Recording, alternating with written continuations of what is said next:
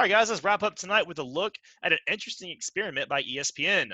All 32 NFL beat writers participated in a complete redraft of the NFL's current players. The rules were that all players were released as free agents from their contracts and salary caps were turned off. 4 rounds were given to all 32 writers, now GMs of their respective teams, to redraft of core players to get them to a Super Bowl in 5 years. In those picks, they had to pick a quarterback, a non-quarterback offensive player, a defensive player, and then the last pick could be a wild card, which you could use in any order, but you had to have it, you had one open pick. The 2020 draft order was used, but utilized a snaking format. So whoever picked 32 then also picks 33, and you work back up the order from there. The rest of the rosters are filled with average level NFL talent for the assumptions. So Jay, we'll start with you. Let's hear your best and worst. Why? Yeah, I got three that I really liked what they're doing, which is interesting because two of these teams, I don't think these teams could draft this well in real life. I'm talking about Chicago. You may be surprised that I'm a fan of a team that took Jimmy Garoppolo as a quarterback. But look, I really think they surrounded him with some great pieces with those other three positions. Derrick Henry is going to be that running back there. So just like in San Francisco, they're gonna be running the football um, to a great degree with Derrick Henry. He might not get started until week 7, but after that, he coming for you. And then you got Jerry Jeudy, the rookie. We talk about route running, best route runner people have evaluated in about 20 years. So that's going to be a great asset. And then Eddie Jackson back there, the ball hawking safety. So you got to. I know Drink's going to love that draft class. You got 3 of those guys coming out from Alabama. They're going to be looking good with them first 4 picks. Something tells me their current general manager wouldn't be able to replicate this draft. I'm talking about Ryan Pace. Listen, another team out there, Houston did very well, which is how this whole thing is fictitious. I'm looking, you just know some of these writers. This was good by the Houston NFL Nation writer. He's like, I'm going to stick it to Bill O'Brien. I'm getting DeAndre Hopkins right back on this team. We'll take him first. And then you got Saquon Barkley. So you got top 3 talent at wide receiver and running back. And then, Derek Carr, we're not all that enamored with Derek Carr, and John Gruden I don't think he's all that crazy about him. That's been the subject of the Raiders since John Gruden took the job. But I think if John Gruden could have had Saquon Barkley and DeAndre Hopkins, I think Derek Carr can make it happen for you. And then Tyrann Mathieu, we saw what an asset he was in the Kansas City Chiefs Super Bowl run. So I think that's a good core 4 guys right there. And then Tennessee, and I know Cody ain't gonna be too happy with this, but Tennessee did well. They get the most explosive wide receiver in NFL, and Tyreek Hill. They took Cam Newton. What a courageous pick out there. Meanwhile, he still can't even get a job. But then you get top 5 talent on the defensive line and at cornerback with Fletcher Cox, big guy, Philadelphia Eagle, and then Jair Alexander, a guy at a Green Bay. I got a lot of love for him out there. So I think those teams did a lot right. Again, Houston and Chicago, they can only hope. Maybe those writers should get a GM look because Bill O'Brien and Ryan Pace, they ain't making it happen. But on the other side, teams and writers that didn't do all that great. I don't know if the Green Bay writer was just like trolling the Green Bay GM for that ridiculous draft he put on this year. But look, his first 3 picks, they're not bad. You get Tua with the 30th pick, and then you get him a left tackle. He's gonna need some protection back there with David Bakhtiari. You get Darius Slay at corner, and then you drafted a kicker. You drafted a kicker with your 4th pick, and remember, keep in mind the rosters were barren. They took everybody off the roster, so you got to fill out a 53-man roster, and you took a kicker 4th. Okay, all right, good job, Gutekunst. That seemed like a Gutekunst thing to do. Anyway, listen, I wasn't a huge fan of some of these writers doubling up on positional groups. Carolina, I don't know what this was. First of all, you take Joey Bosa with the 7th pick, and he was the 2nd defensive player taken off the board behind Aaron Donald. Aaron Donald went 5th to Miami. I understand Joey Bosa, really good player, but is he really the 2nd best defensive player in the NFL? I don't know about that one. I think a lot of people would make the argument that they'd rather have Nick Bosa than Joey Bosa. But then you double down in the next round. You take DeForest Buckner. And can we just say DeForest Buckner, I didn't really see him pop until last year. And that was when finally all your first-round picks in San Francisco on that line came to fruition. So I guess we'll see what he does on that major contract. And he's going to be the guy offensive lines are going to be keying on when they play the Colts. So we'll see about it. And then, oh, by the way, this is what happens when you play around and take back-to-back defensive ends. You end up with Jarrett Stidham. Now, there's nobody on this show that has been more open to Jarrett Stidham possibly being a thing up there in New England. But if you redrafted the whole NFL, I don't want Jarrett Stidham. I just don't. And you take a rookie offensive lineman in Jedrick Wills. Carolina didn't do all that good. And then meanwhile, how about Kansas City? Kansas City, Stephon Gilmore. Okay, you got your defensive player of the year from last year. I think he's the best cornerback in football right now. But then you went running back and running back again. We just talked about running backs are devalued. And nobody should know that more than Kansas City. They don't even try to run the football because they don't have to. But he thought he was slick. So he takes Dalvin Cook and Nick Chubb. I can't imagine why you would need both of these guys this high, but there he goes. And then you got somebody else that he's probably going to run the football quite a bit too because, as a passer, he's not terrible, but I wouldn't confuse him with the word prolific. I'm talking about Tyrod Taylor. That's the best you could do, Kansas City. So there you go. Your three winners are Chicago, Houston, Tennessee, and then Kansas City, Carolina, and Green Bay. Just not good.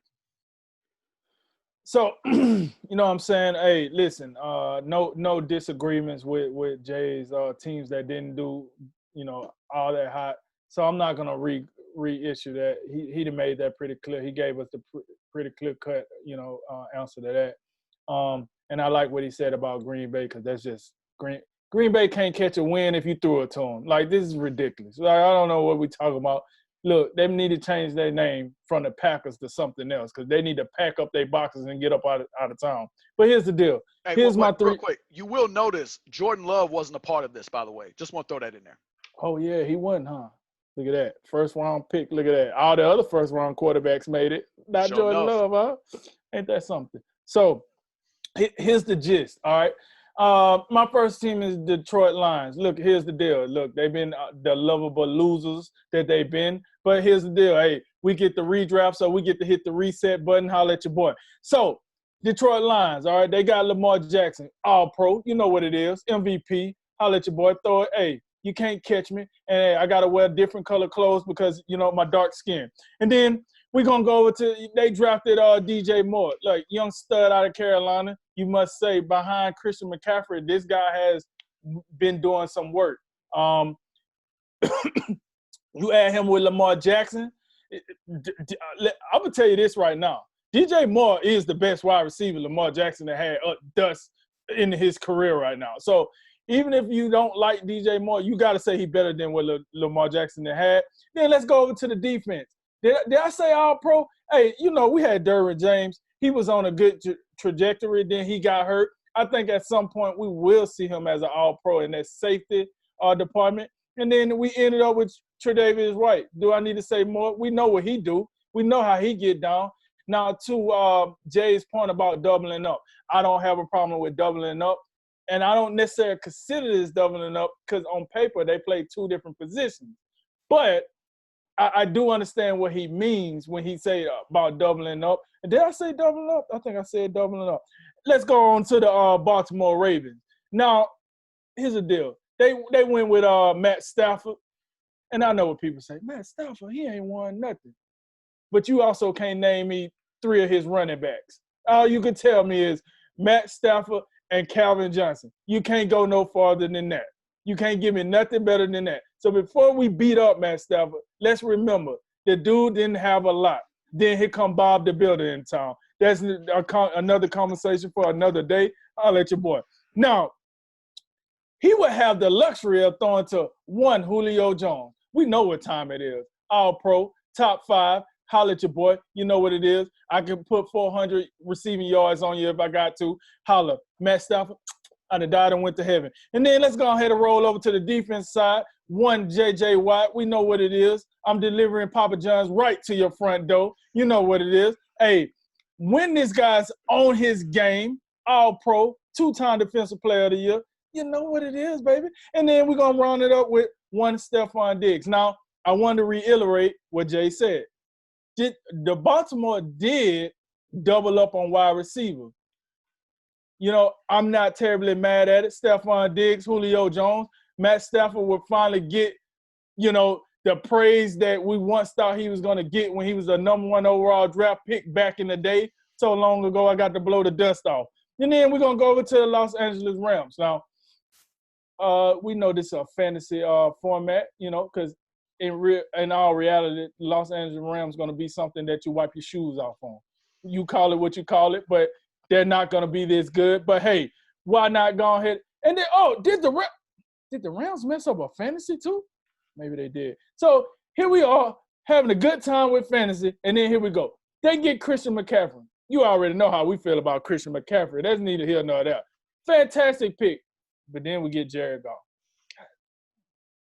These dudes just don't learn their lesson. You go back and get them in the fantasy too, ain't that bought up. And then you get on the defensive side, we got Dante Fowler Jr.